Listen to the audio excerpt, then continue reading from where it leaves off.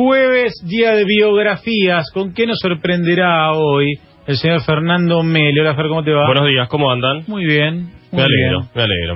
Bueno, ¿para dónde rumbeamos? Hoy vamos a... ¿Cuál es la motivación de esta biografía? La motivación es que en base a las efemérides del día de hoy, llegué a una biografía muy interesante, que no conocía en profundidad. Efemérides. Sí. Voy a buscar las efemérides de hoy. No, te la cuento. Hoy es el día de la Fuerza Aérea Argentina. Ajá. Ahí está. Y en base a ello, llegué a la biografía de quien es considerado el primer ídolo popular. Porque también es el cumpleaños de José Luis Gioia, pero no. Sí, pero no. O de Antonio Banderas. Sí, le ponele, que está muy bien la publicidad. Bien. De Luciana Aymar. Venías, pero bueno. Pero es el día de la Fuerza Aérea. Todavía no hemos hecho ninguna biografía de una persona viva. Y el objetivo es nunca llegar a hacerlo. Bien, matarlos antes. Sí. Está muy bien. El primer ídolo popular no político que generó nuestro país. ¡Upa! Así se lo intitula a este señor. Saber por dónde viene. Todos conocemos el nombre, hablamos de Fuerza Aérea, hablamos de ídolo popular. Sí. Hablamos de Jorge Alejandro Newbery. Tiene nombre de aeropuerto. Nombre de aeropuerto. El aeropuerto tiene nombre de Newbery. También. Sí. De clubes. De plazas, de barrios, de un montón de cosas. Y ahora vamos a desglosar un poquito por qué. Nació en Buenos Aires, en una casa de la actual calle Florida, muy cerca del Obelisco, el 27 de mayo de 1875. ¿Nació en la calle Florida? En la calle Florida nació. Por eso se hizo aviador, era muy difícil estacionar. Si no, claro, llegaba por arriba. Por eso tuvo que llegar por arriba. Fue el segundo hijo del matrimonio formado por Ralph Newbery, un dentista estadounidense, y Dolores Malagarie. Tendría 11 hermanos al final de su vida, algunos muertos cuando él era niño. Su padre, este estadounidense, a los 13 años se anotó como tambor en el ejército de Lincoln para pelear en la guerra de sucesión de los Estados Unidos. Claro, una cosa de por sí rara. Jorge Newbery es hijo de inmigrantes, muy bien, de inmigrantes ingleses, te diré. Ingleses, sí o sí. Claro, no, estadounidenses. El tipo de Estados Unidos no es muy habitual. En una época de nuestro país donde la inmigración europea era principalmente lo que reinaba. Casi y el modelo agroexportador de aquel entonces era lo que daba contexto a la vida de este pibe, que a los 8 años hizo su primer viaje a los Estados Unidos a visitar a sus abuelos. A los 8 años. Solo fue. En el año... ¿A los 8 años? En el año 1883, el pibe viajó solo en avión a Estados Unidos a visitar a los abuelos. Una cuestión insólita, impensada. Sí. Igual todo se hacía antes. Todo se hacía antes. Sí. Pero viajar solo a los 8 años... qué raro. Ya hoy es raro, imaginemos en aquel entonces. Cursó sus estudios en el Colegio San Andrés, se recibió de bachiller, comenzó a mostrar alguna inclinación por la mecánica, por lo que se fue a estudiar a la Universidad de Cornell, en Estados Unidos. Estuvo 2 años ahí. Luego le empezó a gustar las cuestiones eléctricas y fue a Drexler Institute, también en los Estados Unidos, donde tuvo de profesor a Thomas Edison, Alva Edison, el inventor de la bombilla y el telégrafo, entre decenas de cosas. Levantá en clase y discutile algo. Claro, levanta la mano. Claro, andá a llamar al centro estudiante para que te auxilie, sí. Vuelve a la Argentina luego de 5 años en Estados Unidos, ya con el título de ingeniero electricista. Lo designan a los 21 años jefe de la compañía Luz y Tracción del Río de la Plata. Se empezó a involucrar mucho en la electricidad y en el transporte. Después lo declaran director general de alumbrado de la Municipalidad de Buenos Aires. Fue un gran impulsor de la nacionalización del servicio de luz, de la municipalización del servicio de luz, de que el servicio de luz tenía que ser manejado por el Estado. Luego ingresa a la Armada como ingeniero eléctrico, que lo envía a Europa a comprar algún equipamiento eléctrico para unos buques. Y acá entra una de las primeras curiosidades. Era un gran nadador. Fue profesor de natación de la Escuela Naval, pero no solo se destacó en la natación, también se destacó en boxeo. Mira. Disputó una pelea histórica para determinar si era mejor el boxeo o el sabate, que es una suerte de boxeo francés en el que también se utilizan las piernas, que triunfó y hizo que se instale el boxeo como gran deporte popular en la Argentina. Además, menos mal, porque tener el sabate como deporte popular. Sí, de Francia, más que nosotros de Francia no tenemos nada. No hubiera existido Monzón, Galíndez. Claro, y tantos. Antes que el fútbol fuera el deporte más popular, era el boxeo, ¿no? En los inicios del 1900. Sí, inicio del siglo, sí. Después el automovilismo también. XX, ¿no? Sí, después el automovilismo, sobre todo el TC, pero... Y después el fútbol. Sí, pero el boxeo, sí, claro, era más popular, sí. Corrió una carrera de automovilismo en la que alcanzó los 133 kilómetros por hora, que es mucho para aquel entonces. En esgrima también ganó el primer premio en florete en el torneo No sudamericano. puede estar bueno en todos los deportes. Después derrotó al campeón francés de florete también. Yo era bueno en todos los deportes. En remo. Menos en el No, florete. basta. Sí, hay más. Basta. Todo deporte, bueno. En 1908, representando al Buenos Aires Rowing Club, venció en los 1000 metros con 2 remos largos. Es como el antecesor de Charlie Menditegui. ¿Qué le Más o ponían? menos. Siempre al peor adelante. Escuchá en lo que ganó ¿Cómo le también. decía? Neblate, bueno, para... Escuchá lo que ganó también. Ese En había 1902, pocos oponentes, ¿no? en 1902 obtuvo el primer premio de zambullida a mayor distancia en el río Luján. ¿Pero era como Scioli que no competía con nadie o...? No, era un tipo que le daba al deporte, era calambre. ¿Tenía rivales? Tenía Pero rivales. vos Y podés le traían destacarte en un campeones. deporte bueno, pero no en todo. Le trajeron a los campeones de esgrima franceses y él los derrotó. No. Trajeron No. a los campeones, a una pareja que era campeones, pareja alemana que era campeón de remo también y junto con otro pibe también les ganó. No sé, por ahí venían de joda los otros. Y él se aprovechaba de esa situación, puede ser. No sabemos. Lo que Eso sí, pasa con selecciones que salen campeones del mundo y vienen a jugar un amistoso cada año siguiente. por ejemplo. Te van los camareros. Únicamente por eso. ejemplo. Pero eso no era Jorge Newbery. Se movía Éramos Jorge acá. Newbery en una elite de aquel entonces de ilustrados que eran quienes dominaban el país. Su amigo Aarón de Anchorena, acá aparece un apellido con muchísima fuerza en nuestro Ese corría país, en auto. que también corría en auto, exactamente. Más que el apellido. Se fue a el Francia. nombre, qué buen nombre. Aarón de Anchorena. Se fue a Francia y se compró un globo aerostático. Nah. Sí, de 1200 metros cúbicos, que supongo es mucho. La verdad que no lo puedo calcular, pero No se debe lo ser podían mandar por Amazon. por Amazon no, por eso tuvo que ir a buscar. Una bombita no era, digamos.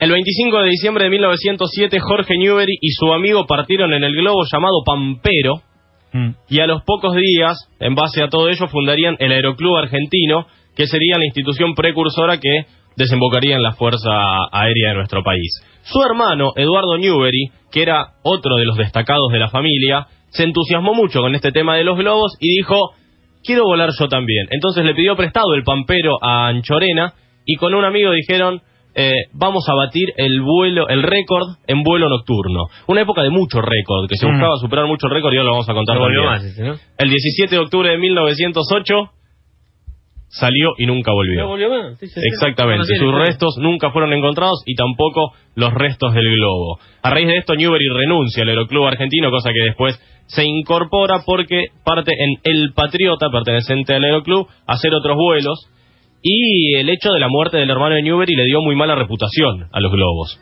Entonces, Jorge Newbery tuvo la idea de invitar a andar en globo al doctor Alfredo Lorenzo Palacios, por entonces candidato a diputado por el socialismo.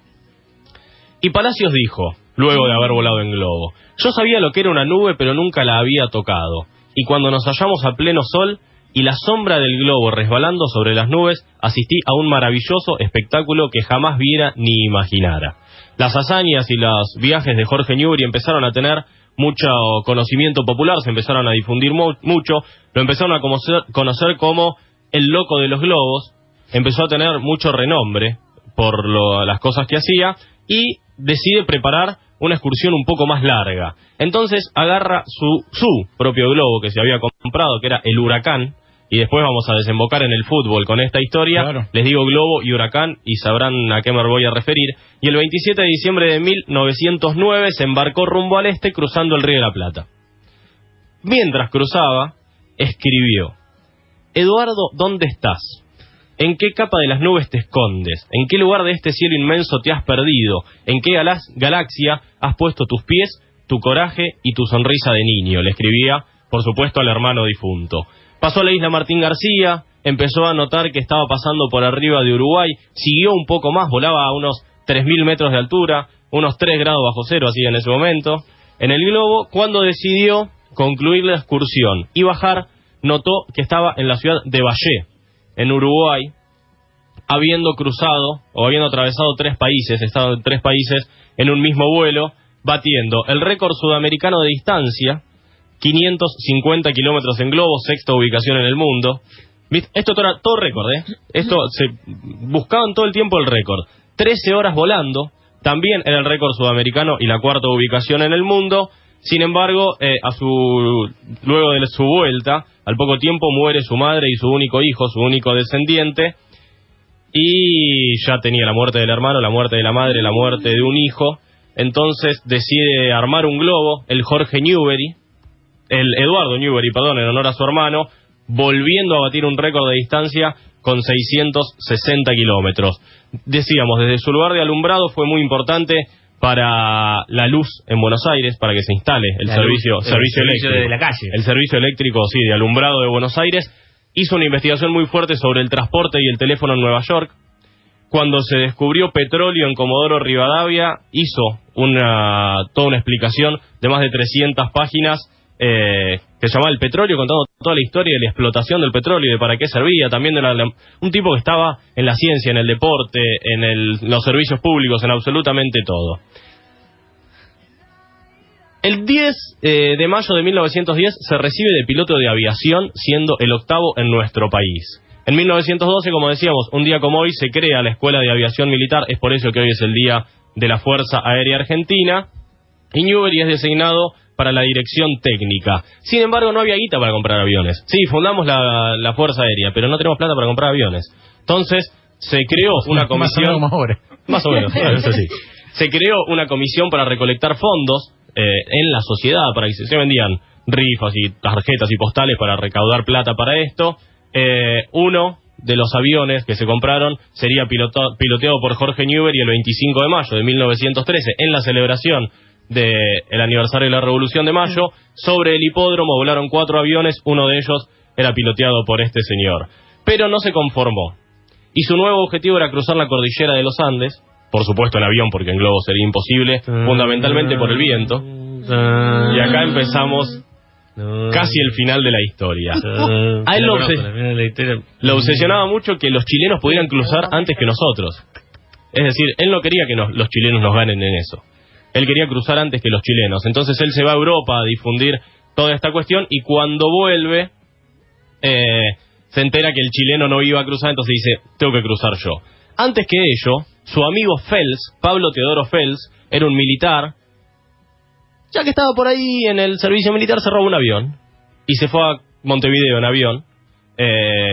Logró otro récord del tipo que más distancia voló sobre el agua, cruzando de Argentina a Montevideo. Miren lo que era el récord, ¿no? ¿Cuánto es? Un ratito. Sí. Ahora ir a Montevideo es nada. Sin embargo, este récord lo hizo ser galardonado como cabo por las fuerzas militares, pero también le costó la cárcel.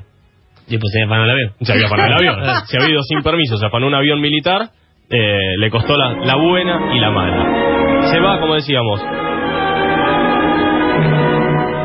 Año y medio después, Jorge Newbery decía al mundo que nosotros, los argentinos, éramos ya capaces, fue el 10 de febrero de 1914, a 6.225 metros. ¿Cómo me gustan los locutores de esas noticias?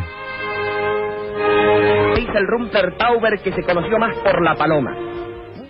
Impresionante. No me vuelvo a hacer el final, En 1913 bate 2 veces el récord de altura, 4.075 y 4.180 metros, pero su idea era superar los 5.000, porque él con los 5.000 metros era que iba a poder cruzar la cordillera. Entonces un día sale en un vuelo, cruza los 5.000 y dice, yo quiero seguir subiendo y subiendo y subiendo y subiendo. ¿Para qué? Llega... Ya está. No, Los 5.000. No, está bien. ¿Qué? Llegó a los 5.000. Ya Llegó a está. 6.225 metros, siendo la altura más alta alcanzada por cualquier persona hasta ese momento. Sin embargo, no le dieron el récord, porque había que superarlo en 150 metros, el nivel anterior, y él solo lo había superado en 65. Una idiotez, se había pasado. Si le había pasado 1 metro, era lo mismo. Claro, 1 metro era más. Sin embargo, no le dieron.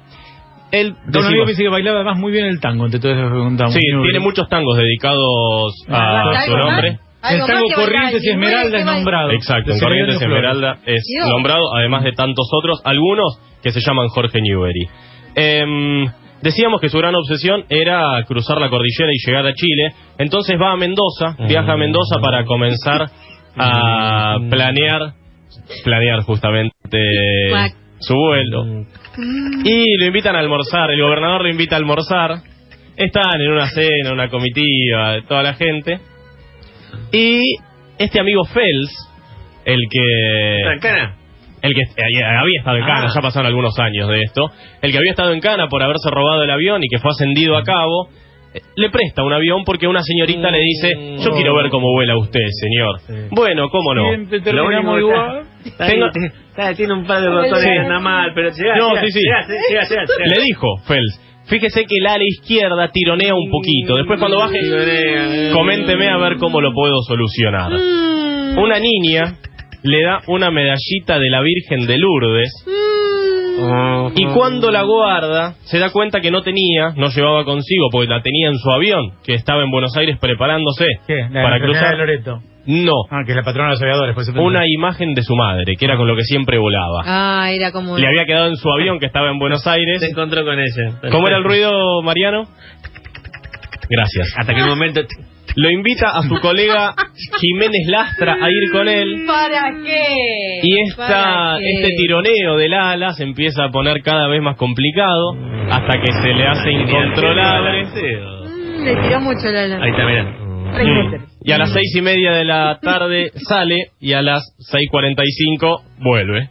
Vuelve en picada, exactamente. Fallece automáticamente Jorge Newbery en ese trágico accidente. Pobre el amigo, su amigo quedó vivo. Y la chica que le pidió que hiciera... haga el vuelo. Y el amigo que le dijo... Claro, le prestó. Te presto el avión, pero mirá que anda mal. La chica, después de eso, le pidió un tipo, ¿me traes más agua? No. Esto fue me cortó el vaso, ¿no? El 1 de marzo de 1914... día de carnavales en Buenos Aires. Llega una llamada telefónica a Buenos Aires diciendo que había fallecido Jorge Newbery, que era el gran ídolo popular de la ciudad de Buenos Aires, y la verdad que no fue muy simpático cómo cayó en la ciudad. Los restos de Newbery llegaron a Buenos Aires el 3 de marzo, fue una muchedumbre a recibirlos a la estación de trenes de Palermo, y luego fueron llevados a la Sociedad Sportiva Argentina, donde se hizo el velatorio. Era un lugar... Sociedad Esportiva Argentina, donde se desarrollaban múltiples deportes. Incluso por 2 años intentó con el fútbol.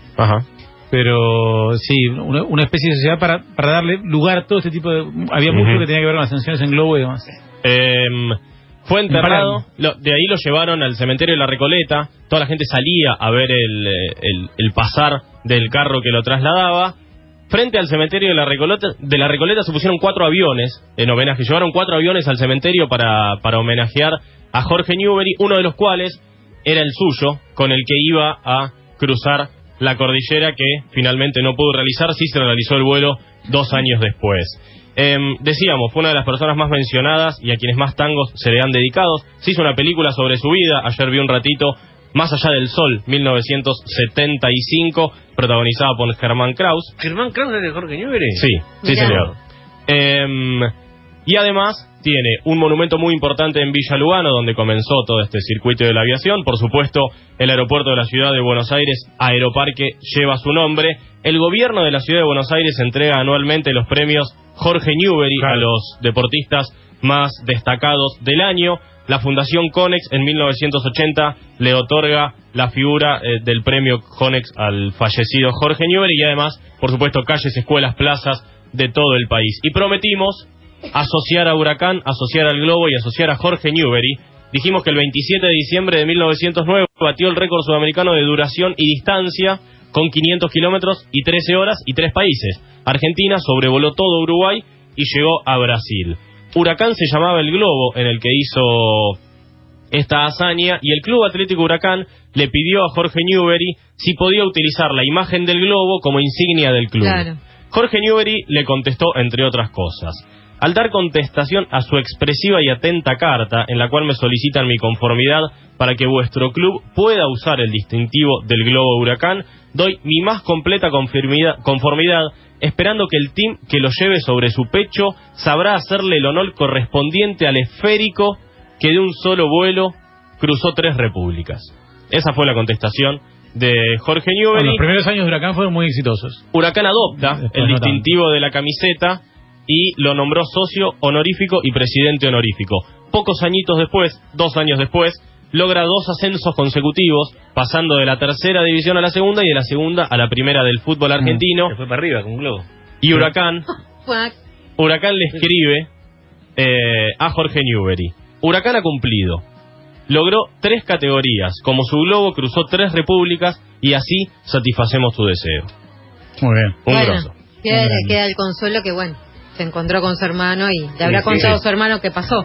Era cantado, quería mandar eso. Y era todo entonces audio de la película, todo el tiempo ponías en riesgo. Y sí. Todo el tiempo. Todo el tiempo. Y en todo, como decíamos, en todos los deportes, boxeo, automovilismo, globo, Ya me da bronca, Basta, mira, lo que eso fuera. lo que nombraste ya me dio bronca. Lo que fuera, un número 1 de inicios de siglo de nuestro país. Bueno, interesante, linda biografía de hoy, de un personaje que se nombra muchas veces. Casi Cada vez que hablamos de Aeroparque, por ejemplo. Y aquellos vinculados a la Fuerza Aérea también.